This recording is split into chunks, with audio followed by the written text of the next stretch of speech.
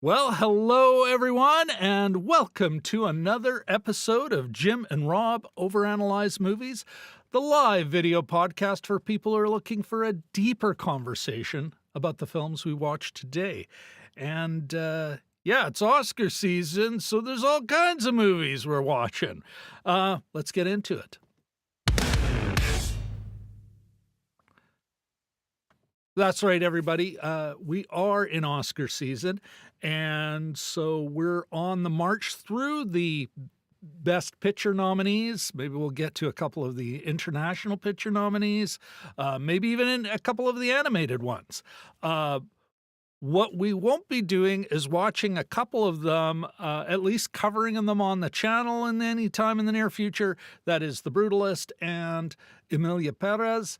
And I will put a link up here. I did a podcast yesterday going into detail on that, amongst other issues that came up that I feel are related, plus a couple of the chat questions about audio nonsense in film. So with that out of the way, let me first beg y'all for a like, subscribe, and maybe ring-a-ding that bell. Whoopsie, I don't even have it. Oh, was the bell muted?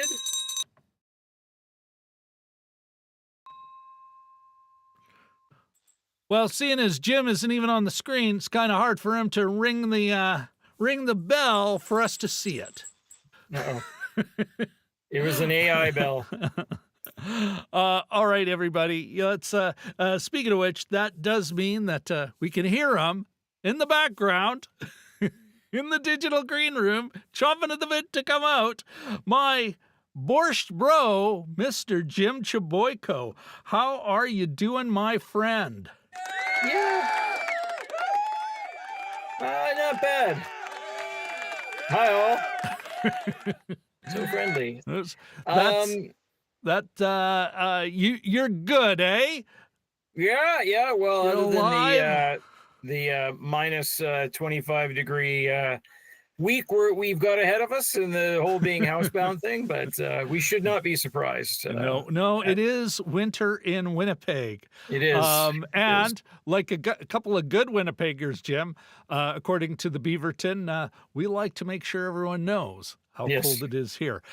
Before I ask you your day, and I think you got an update regarding diet and everything, I think we need to we've got one more member of the crew, almost forgotten Oh. about, and that is our floor manager, our floor director. You know him. I know him. Heck, who doesn't know him? It's Mr. Luke Skywalker. Luke, what's the word? Well, if there's a bright center to the universe, you're on the planet that it's farthest from. Well, you heard that, Jim. I did. Luke has an opinion about the show. Yeah. What do Or you you do? can substitute planet for city. I don't know, but anyhow. Yeah. Jim, you were saying in the Digital Greenworm before we got the show started that you did have an update. Well, Tell us it's about it. more of a thing to notice in these troubled days with all this trade war business going on. I took a look. I keep a list of all them. I've been doing this for a few years now, but I have a little chart of all the movies that I watch and who directs them, what year they're made in, what country was responsible, like what is the country of production, I guess, where it's set. And I noticed about the first 15 movies that I'd seen this year. I think I'm up to almost 20 now. The first Like 15, in 2025. Yeah. And that includes Good on you, my friend.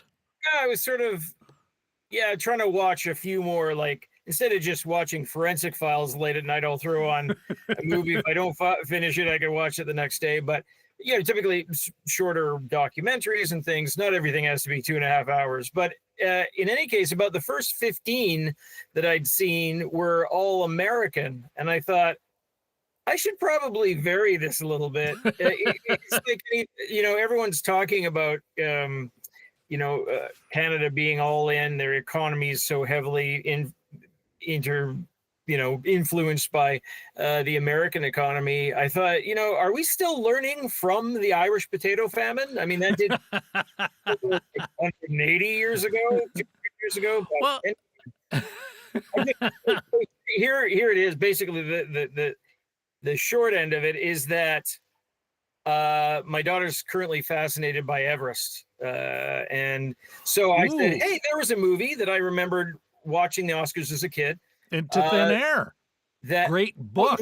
Actually, prior to that, The Man Who Skied Down Everest, 1975, right.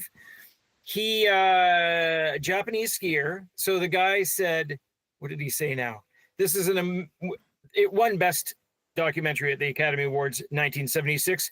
Interestingly, Robert Shaw and Beau Bridges were the presenters for that award, which was kind of neat to see. And with all the sort of the jokes that fall flat and everything else, it's all on YouTube. But 1975, he says this is an American award for a Japanese adventure and a Canadian movie or something along those lines. It's a Canadian production, which cost something like $12, and I don't know how they did it. And it's a bit. I know you're a star, and you're actually the only reason this movie's getting made. But can you pay your own way? Yeah, exactly. Yeah, it was pretty. I think they tagged along. I think that's sort of the thing. But usually how those things go. Yeah, the visuals for this movie are I don't mean jaw dropping and hey, I should use a cliche here. Literally, where my daughter and I would watch it, we would go, and it's on YouTube, by the way. We would gasp. We would go, oh, like involuntarily. And we'll put a link, folks, in either a pinned comment or in the description. But continue, Jim. Sorry. Yeah. So Canadian movie, and I thought, I should probably vary things a little bit. And I also need to clean off the PVR. So I watched Sabotage, Hitchcock, 1936, English movie. There's ways that we don't have to watch.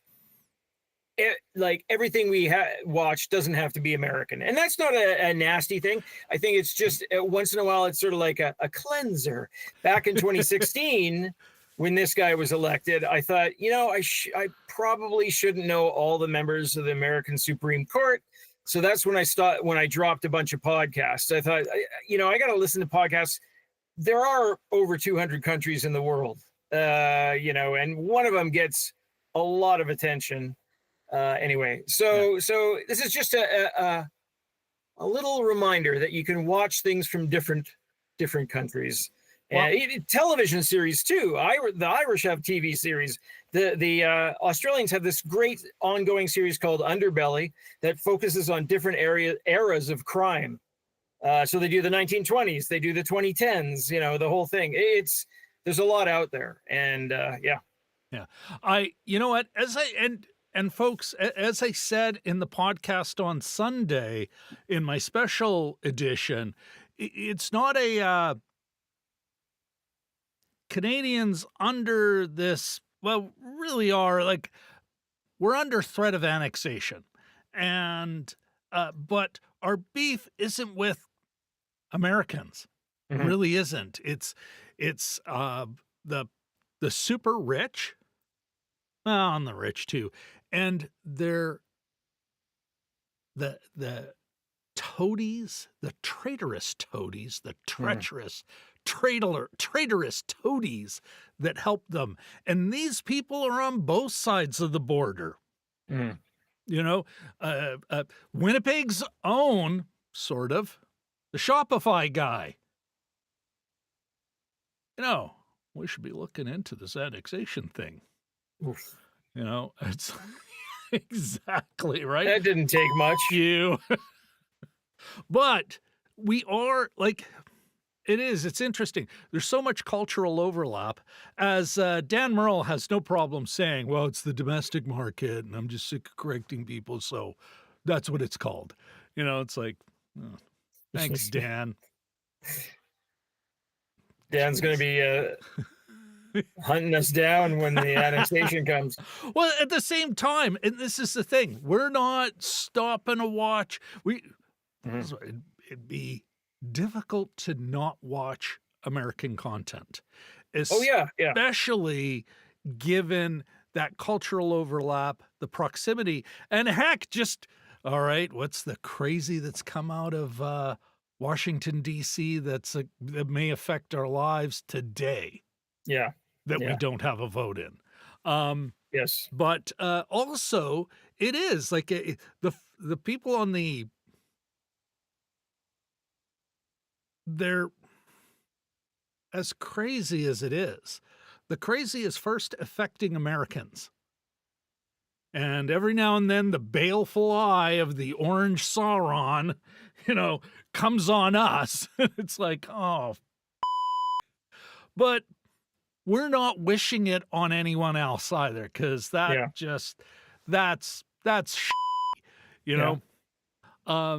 But yeah, that's a great note. It's a great opportunity. And we say this to our American viewers as well. Now is the time to look at other films, not to boycott your own industry, nothing like that, but just to kind of go, wow, our world is changing.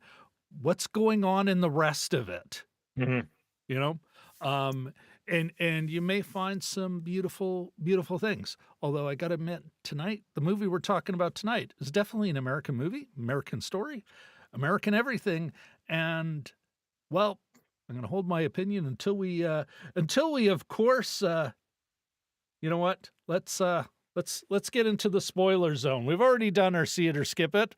Mm-hmm. We both said see it, a strong see it. I'll put a link to that video. I just got to publish it, but it's all ready to go. But yeah, let's get into it. The spoiler zone. That's right, everybody. We are talking about Nickel Boys. It is based on a book, Nickel Boys, which is actually based on a true story. It is about a couple of young men who find themselves, a couple of young black men who find themselves in a Florida reform school. And it's sort of one of those slice of life films. We follow one young man into this reformatory, and then he makes a friend, and we kind of switch between point of views between these two, and then it kind of kind of switches perspective over time, and we do though in the end find their ultimate fate, how they leave Nickel Academy. And it, of course, alludes to the terrible horror of, something Canadians are forever, are we have a history of this stuff too. These residential schools, it's eerily similar. Jim, you and I, we raved. I would say we gave it a big rave, a big see it a week ago. It has been a week. How are you feeling about the film now? Yeah, good. I almost like to. I was watching the trailer earlier today just to sort of, refresh my brain on it. Yeah. And because it's still in theaters, I think it's not yet streaming. But yeah, I almost want to see it again. I probably won't do so immediately. There's lots of other movies to watch, but yeah, it makes me kind of want to see it again. Then I also watched the trailer for Hale County this evening, which the same director, Ramel Ross, it was a documentary that he did that's very similar in tone and technique to Nickel Boys. Not quite exact, but it's very Nickel Boys adjacent. Yeah. So, myself, I feel stronger about this film. One of the things, though, that surprises me is, even though it is in some ways an awful view of our past, and the way it's shot in first person, like literally from the camera view, like a first person shooter, except, no guns are involved until the very end. I found it beautiful in a way that wasn't ironic. I'm reminded of Civil War, and at times how beautiful the scenery, how beautiful the countryside was as these reporters make their way to Washington. They come across, atrocities in the making, or atrocities about to happen, refugees, all this stuff. But there's the camera, everything's beautiful. Everything's in just a beautiful summer. It's summer. Yeah. There's wildflowers. Yeah. Even the forest fire that they drive through on the road. Oh, yeah. Stunning. But it has an intention that I don't think this director had with Nickel Boys. And when I say beautiful, I don't mean just even the place they were in, although it was awful. It's, for all intents and purposes, a prison. Yeah. But it really kind of captured, they had quiet days, they had beautiful moments, but maybe that really was their relationship, their friendship was beautiful. And so there's a feeling of, it's bittersweet. I do want to, like you, Jim, I want to watch it again, but I'm like, there's a bittersweet feeling to it, but still I'm like, geez, I'm getting choked up. A semi-good cry, a poignant cry. I just, beauty is my word here. Yeah, I could say it again. The images that, and I think I mentioned this a bit in our quick review in Denny's there, but the quality of a lot of shots, and this sort of counts for Hale County as well. It's very, they're not just personal, you're in the other person's physical space. Other critics have sort of talked about the scene. There's a couple times where the grandma comes in for a hug, and it's almost like a first person shooter. You press the hug button, hug. It's right. Everything's right there. And then there's those shots if you took it with a film camera, if you took these shots or with a digital camera, those would be things that you tossed away. Like they'd be sort of like those Dutch angles, but they'd be of women's feet on the in shoes on the floor of the department store, the tiled floor, and things like that. You're sort of brought into these almost sort of discardable images, and it has a real photographic quality. Yeah. I do some photography myself, and I recently took a bunch of not very great black and white photos, and I put them in an electronic frame, the kind that rotate the photos, and I got a totally different impression from those. Just the sort of the constant stream of images, some distinct, some indistinct, some not quite in focus, some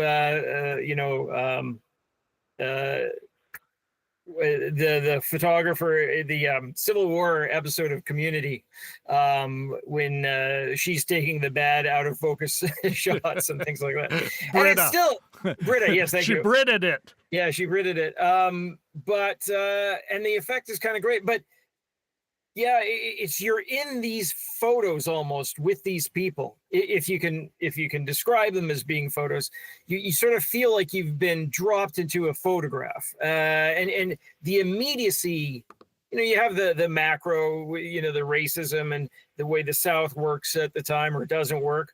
And then you've got the most immediate qualities. It was working for a specific class. That was not a bug, but a feature of, late Jim Crow. You have a very, what I would just say, like a very, almost a photographic immediacy.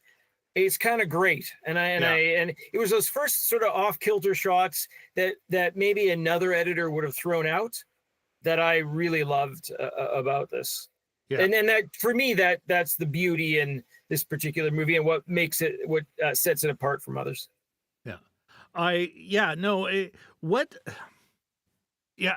Well said, Jim. The camera, that's another thing. It is 2 hours and 20 minutes, but you don't feel it. Mm-hmm. But at the same time, the camera does linger. And like you say, Jim, it lingers in these things that you wouldn't shoot if you're shooting third person, which is really what most movies are shot in third person. It's always a camera over the shoulder, etc. But going into this, so first of all, let's we got to do a quick shout out for our man, the myth, the legend, Mr. DMG is in the house. Oh, there he is. He 2 live streams in 2 days. He does love the new logo. That's right, folks.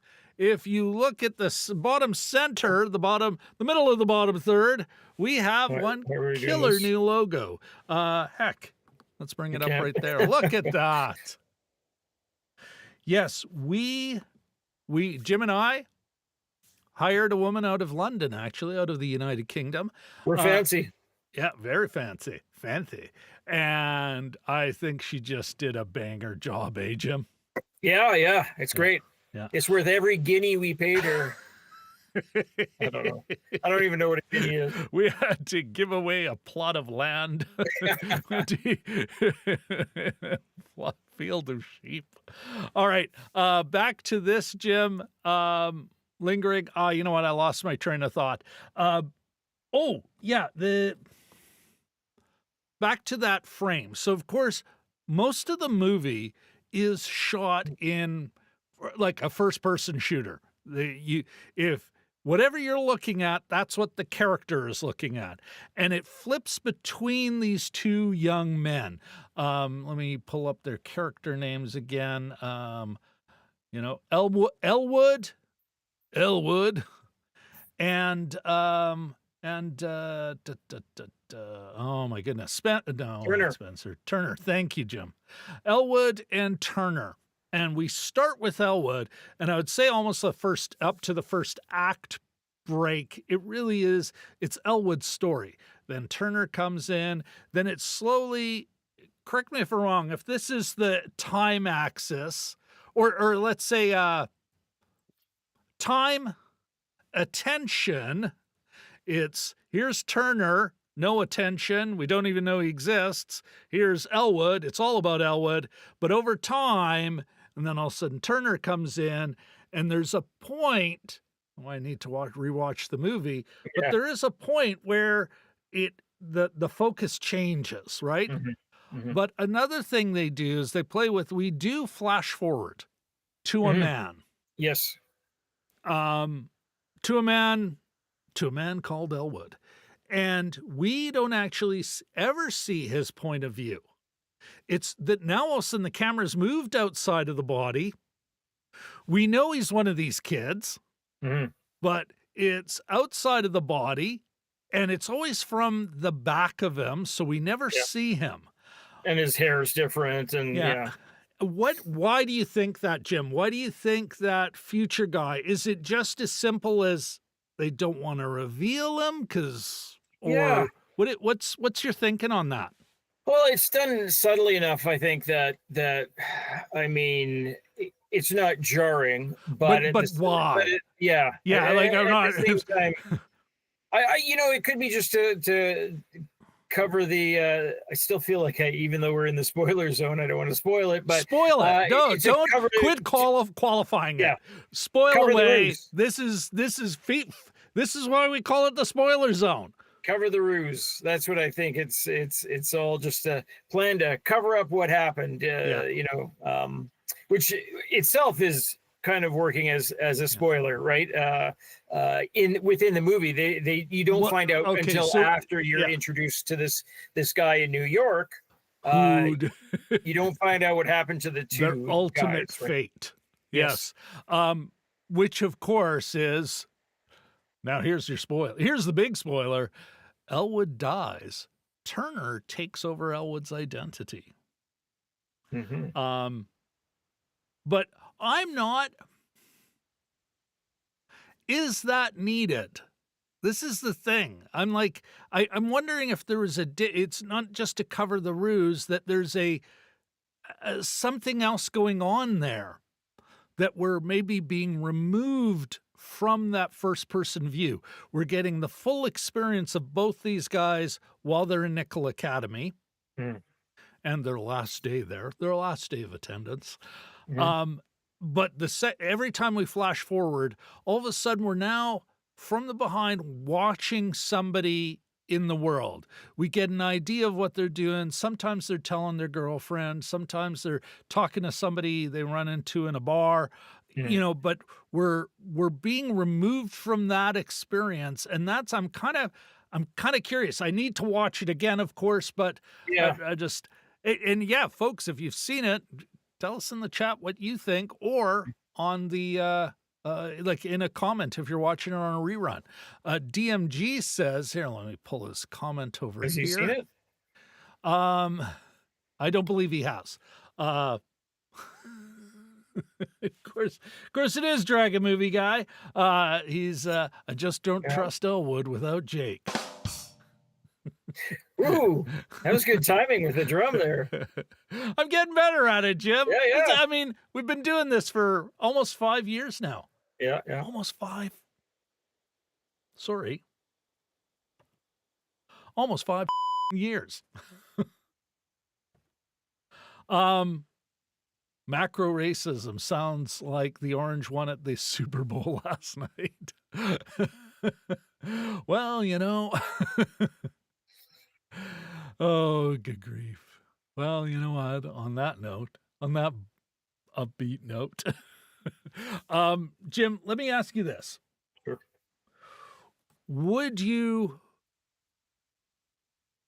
First of all, do you agree with that graph? That idea of attention and how it changes over time. Yeah, the POV changes. I think virtually the first, I might be wrong here by a few minutes, but I think virtually the first act, you're being introduced to the whole story. It's Elwood. All Elwood. Yeah. Then there's a scene, and there's a couple things going on. There's a scene in a cafeteria where Elwood enters the reform school, is introduced to several boys. A couple of them appear to be ne'er-do-wells, And and then one we of them see is Turner. yeah, Yeah, and then they redo, like they have a little yeah, conversation, they hit certain points, and then they have the same conversation only through Turner's eyes looking at from Elwood. Turner's perspective. And prior to that, my feeling about the disembodied voice you hear, because you're seeing it through their eyes, so you hear their disembodied voice, and I thought that seems a little, almost like it's recorded in a studio. Like I sort of, and then they had that cafeteria scene, and we saw him recite the same lines that he did when you were, when he had the point of view, Which apparently is the way they shot it. Yes, yeah, and after that, I was like, okay, I get it. I settled in. I thought, well, that's how it sounded, and he was right there. So it sort of clarified the technique, and it made it more believable for me. That was kind of neat too. That's an interesting point, Jim. It's almost like that moment, right at a point where maybe you would start to get really uncomfortable being in somebody else's eyes. That it does this, that it gives an overlap. All of a sudden, we get to see Elwood, because it's the first time we really see Elwood. Yes, yeah. We get to see him, hear his voice coming out of his mouth from Turner's perspective, from Turner's eyes, and vice versa with Turner, of course. And it's like, okay, I know who I'm in now after this. And I've gotten to know Elwood, and I now kind of know what this this perspective thing is, and we can go forward. And because it really, you're right, Jim. I think after that, it just kind of falls away. Yeah. There might be a couple of times where it's like, okay, who am I with right now? Oh, wait, voice. Somebody's talking. Now I know. I mean, prior to that, I was making jokes about it being a video game. Nickel Boys, now for the PS5. But, there is sort of a video game, I don't want to say a video game quality, but when you're looking through that person's eyes and they're saying, "Hi, Grandma, what's the matter?" And you're not seeing that other person, initially that did seem awkward. But I think that it was a good idea to have that cafeteria scene. That sort of clarified everything for me. Well, let me ask you this.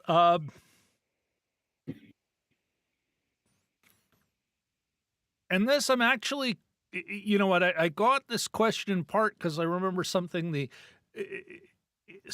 author, I guess, said when he wrote the book was that he was using these two characters as both sides of him, the naive, hopeful, and then the cynical, life sucks kind of, part of him. But it made me think as we watch the movie and the way it shifts and how it plays out in the end. And is like, are we actually really, I know it's two characters, but are we, in a way, we're watching one character. We're watching, and it goes from naive to terrified to, hurt, cynical even, angry, crushingly sad.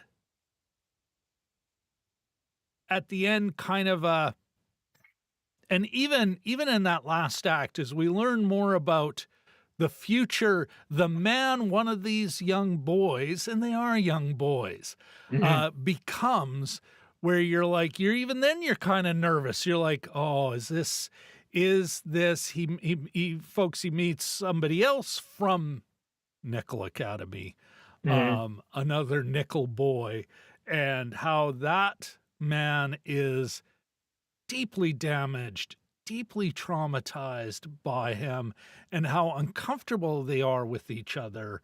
And yet they've been through this traumatizing experience, and you're like, I am worried about him. And then finally we get a moment of, I almost, like, I wrote down, Jim, I'm like, are we, it's like, it covers a lot of the same ground as Shawshank Redemption. It's not the same, folks. I don't want to, but there's a weird kind of thing going on there. And I was like, yeah, I feel like I'm really just watching one person go through these changes, coming out, going in naive, being terribly hurt, Mhm. traumatized, but coming out the other end with some purpose, some kind of I've got to share this because Mhm. he does, folks. He's got to go and he's going to go testify, not necessarily for court, but just to say, hey, this really did happen. All the terrible human beings that were involved are dead, lauded by their communities and dead. Citizen of the Year. What a contributor to the community. Yeah. I don't know. What do you think about that? Are we watching? Is it really one character told through two different sets of eyes?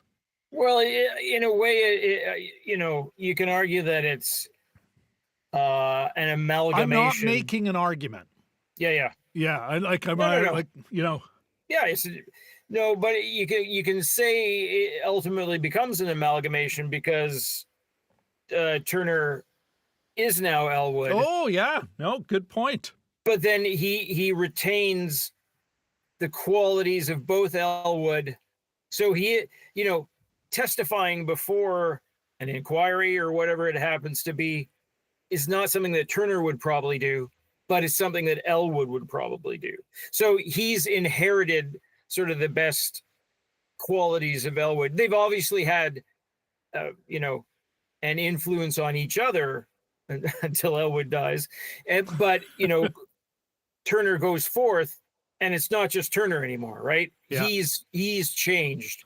Yeah. And he's, but this isn't like a Mad Men thing. No. Where he takes over. Yeah.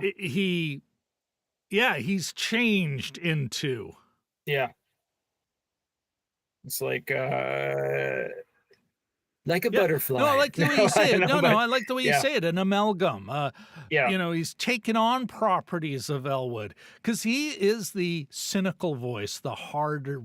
He had a harder living when he ended up in Nickel Academy, unlike Elwood, who had, raised well by a grandmother, like a big story with any of these damaged communities. We hear that from a lot of First Nations people, at least here in Canada. I'm sure it's very similar in the States. These, because of this trauma, because of the violence done upon these communities, people die early, people die unjustly. And it's the same thing that happened to his parents. And there's this grandmother who gives him the home he needs. He is a fine young man, until a Florida policeman gets a hold of him and makes sure he was fine no more. Yes. Yeah. I'm sorry, it kind of went on a track. No. Back to this, but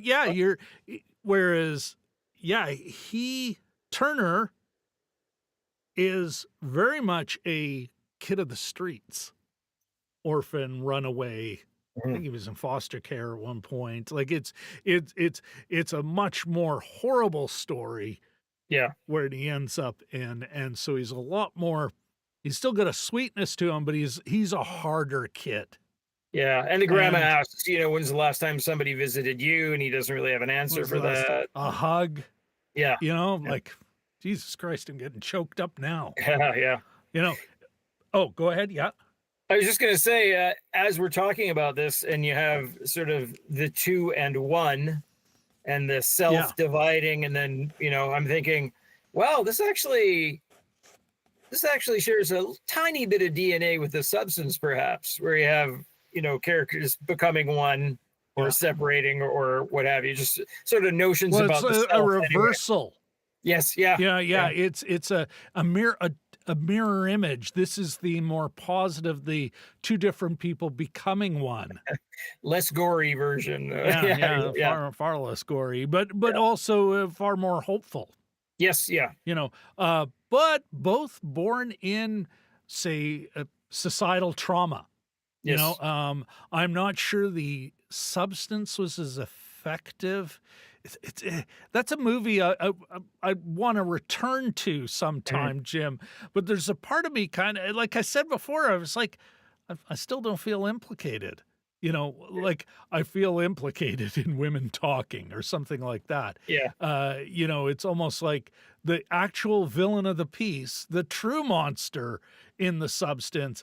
You could say society and pop culture and celebrity culture, but it's Dennis Quaid's character. He's the one who's like forever ripping the shrimp, the shellfish. It's like, ugh, what a metaphor. Anyway,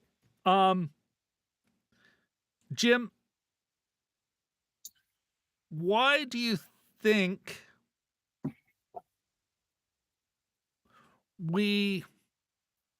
and here I was actually saying we didn't see the breakup when in the flash forward, he was with some woman in the 70s, and then it's a different woman when we come to present era. We don't see that, but there's a number of things we don't actually see.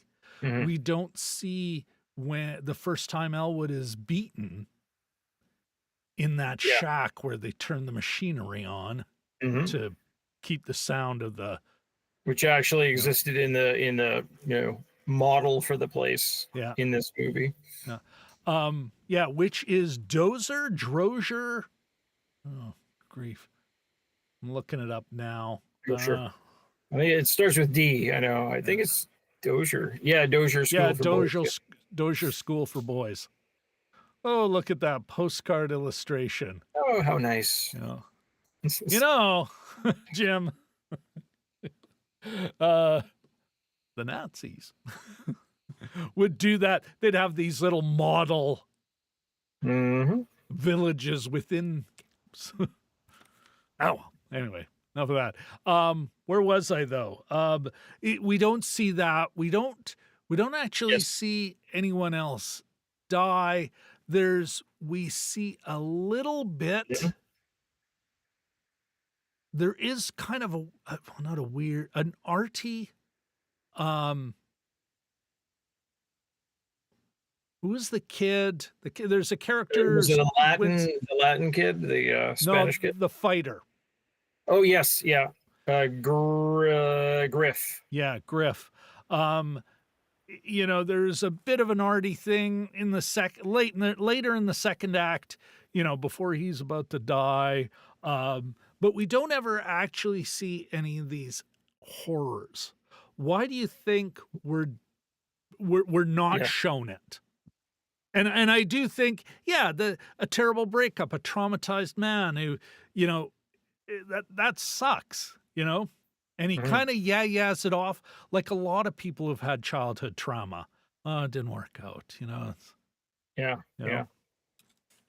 the transitions were really interesting in this too, is that they didn't make and that's one thing I've really come to appreciate in movies is the making of decisions. And they chose not to show a lot of the violence. I mean, they could have. Basically, the boxer character Griff, played by the guy who plays Sean on Shrinking, the HBO show that's done pretty well for itself. He is supposed to throw a boxing match because of course all these jackasses that run the place are low-level greasy grifters. Yeah. You lost me $20 anyway. Is because he lost track of the rounds, and the round that he was supposed to drop in. Yeah. Maybe lost track. Maybe lost. Yeah. Yeah. He's disappeared. And I, is it more chilling, or is it something that you need to dwell on? This is a cruelty narrative, right? And there's been a lot of them over the years, whether it's Schindler's List or what have you. And they've all got sort of familiar harrowing beats, but in choosing, you're not sort of dwelling on I don't know, maybe it's because these things are done in secret. They're done in the dark of night at the back end of the property, that sort of thing. Is that these kids they disappear and there's no witnesses. In terms of the relationship, yeah, it seems to avoid a lot of times where this movie could have chosen to show conflict, it doesn't. And it just sort of goes on to the next one. Another example is that what finally gets Elwood in trouble is that he's written down all the stuff, almost Shawshank-like, right? He's kept a journal. Like Tim Robbins having the records of the crooked warden. Elwood's got records of all the sort of the receipts. They grift off the food that they get for the boys in the school, and they resell it and that kind of thing. He's got lists of everything. So he can't get it to the state inspector who shows up. Turner does it instead, but Elwood's the one who pays the price. Exactly. Well, because they know who did it. It's in that last moment where I can't remember the character's name, but the one who finally shoots Elwood, the one who was doing the front person for all that grift. Harper, thank you. And also I guess the procurer for the guards of young boys. Ugh. Yes. Yeah. What does he do? He sees Turner, and then he smiles as he plugs poor Elwood. Like almost I'm going to eliminate the actual witness I'm worried about and hurt Turner. Mm-hmm. You know? But I mean they do show Elwood's death, but they don't dwell on it, but they don't show him getting in trouble. They don't show him getting caught and being beaten. Oh yeah, no. They show thrown up into the attic so he can. And even they don't show him being shot. And you imply that they show the shot, and chaos. then they cut to Elwood's perspective as he dies. And you infer that because you don't see him get up and run that. Well, eyes closed. I think we knew he was done then. Yeah. The one who played Harper, by the way, was in, I believe, the first season of The White Lotus, as kind of a troubled kid. And so here he is again, a couple of HBO guys in this, young HBO actors. All right. Jim, what...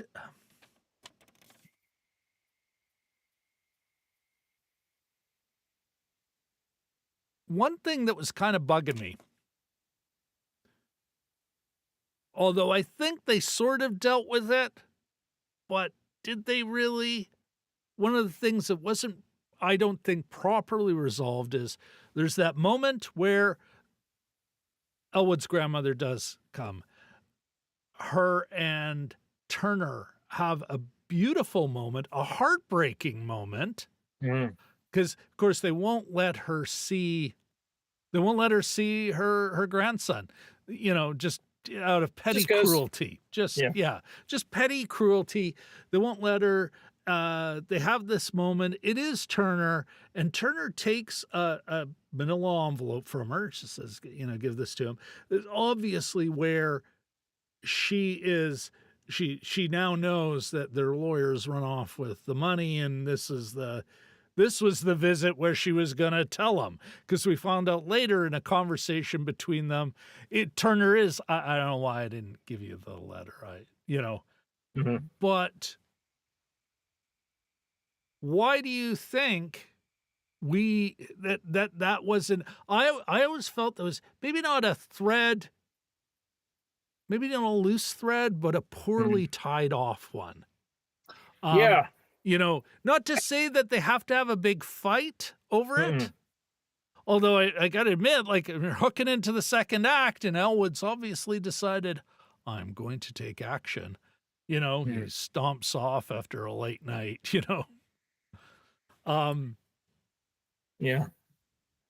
But we don't see them fight over that.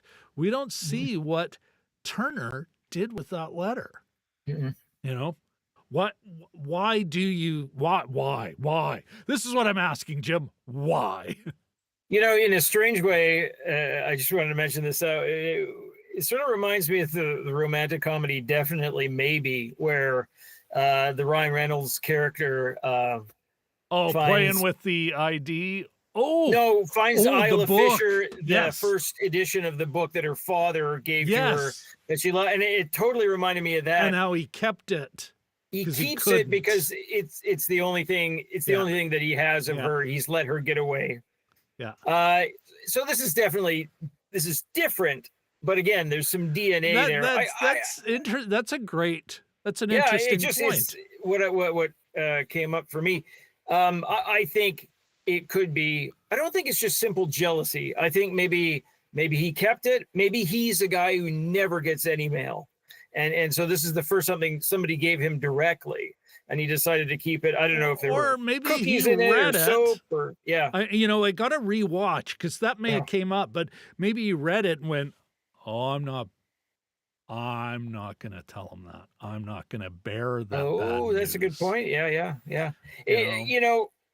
Yeah. So I don't think it was done out of cruelty, but this is the thing about decisions that filmmakers make or storytellers make is that it's interesting that they didn't. We're conditioned to think that that's a landmine placed in a field that we're going to be walking through in about half an hour, right? Yeah. And you're going to think, well, that's going to be a thing. That's going to get between them, and we're conditioned to think that. I mean, it's.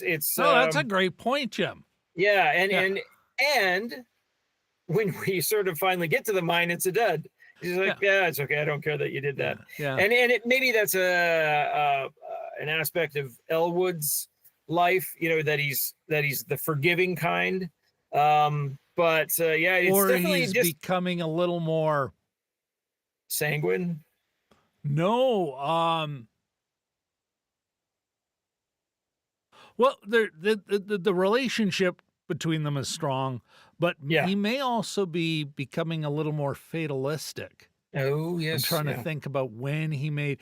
Is he doing that because he's already starting to?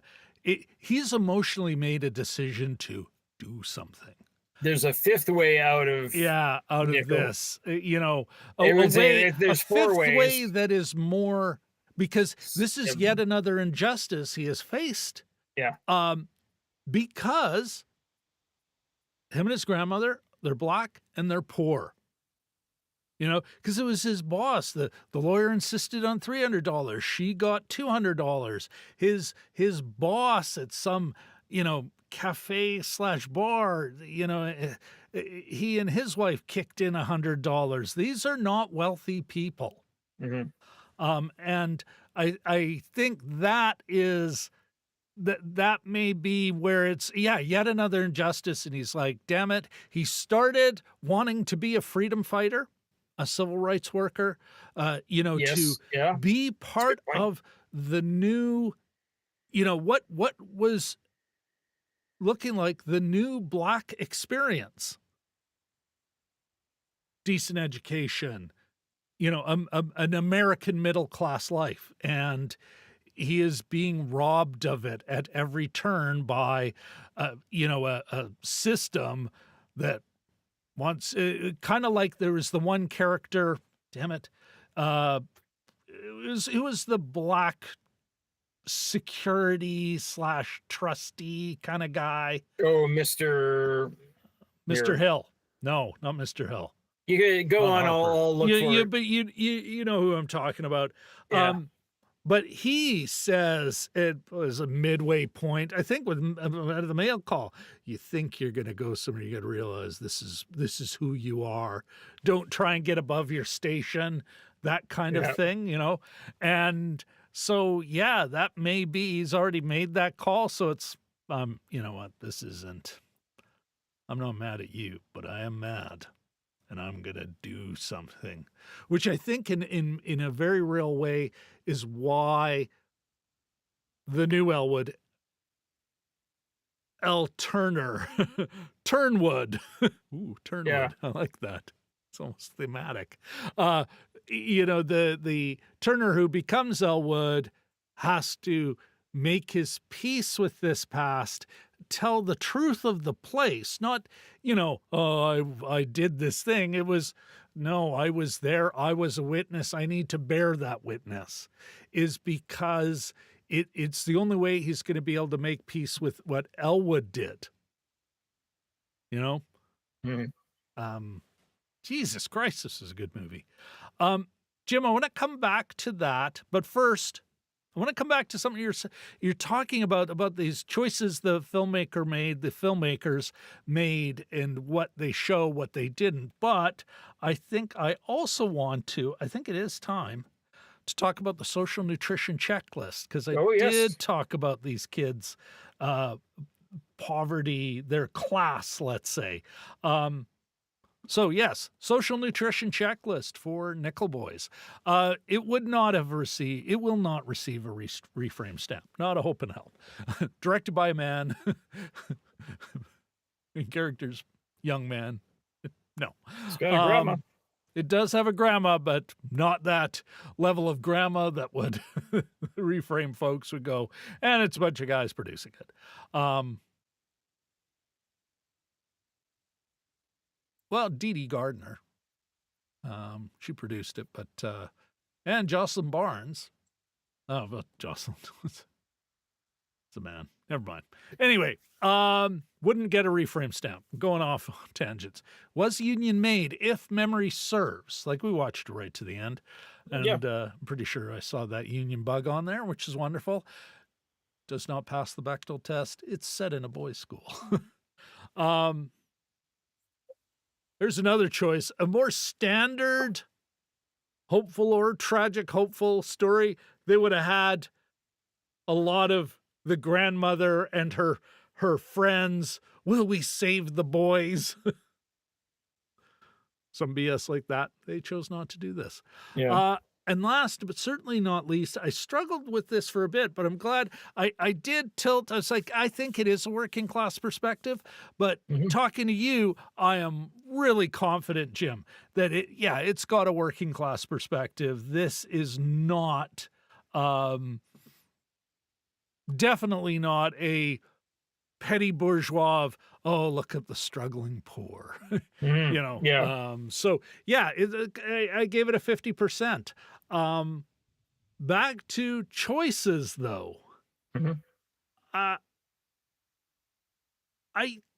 think that's really cool. Like, they subvert a lot of what you would expect out of a movie like this. Yeah, you're absolutely right. Like, it's that expectation. I am so trained for that story-wise that the way they resolved that, the letter thing, it's still, well, not bugging me, but kind of like, what about that? Yeah.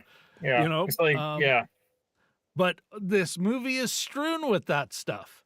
Yeah. You know, Yeah. it reminds me, Jim, of Polytechnique, Denis Villeneuve's Polytechnique, another movie that chooses not to show us moments, to imply them through sound, to close doors before they happen. Yeah. And I am amazed at how powerful it is to deny us that. Yeah. You know? Yeah. That's a good point. What do you think Well, of they that? say, you know, it's that old saw about, you know, imagine your own imagination being sort of more powerful than anything that a director could come up with, you know. So you don't see the shark for most of Jaws, and you don't, you know, there's other things, but other I classic think that's examples a horror movie for suspense. This is different. I think this denial is different. It's not to build tension, although it's at times it is. Yeah, let me walk that back. But I mean, at times it's meant to build tension. Yeah. But I'm wondering, you know, again, I think of Polytechnique, and I am so glad it wasn't. I'm so glad it wasn't even the blood, because he shot it in black and white. The blood isn't that deep red.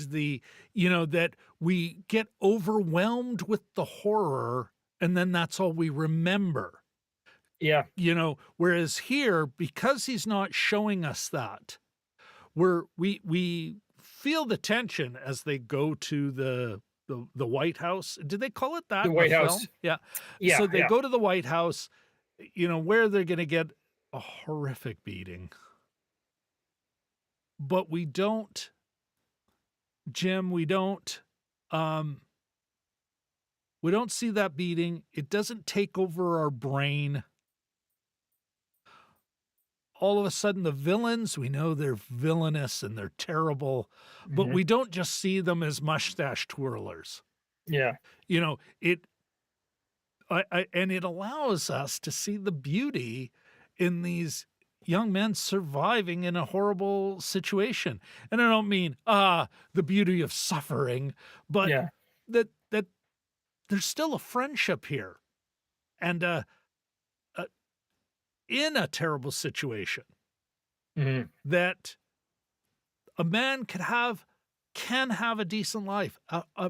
A damaged man, a man who's suffering can still establish a life beyond it, and try and make that life worthy in the final act of the film, which I think, and not worthy, no cliches, no, but I raised my children right, or I did this so you wouldn't have to. None of that trite BS.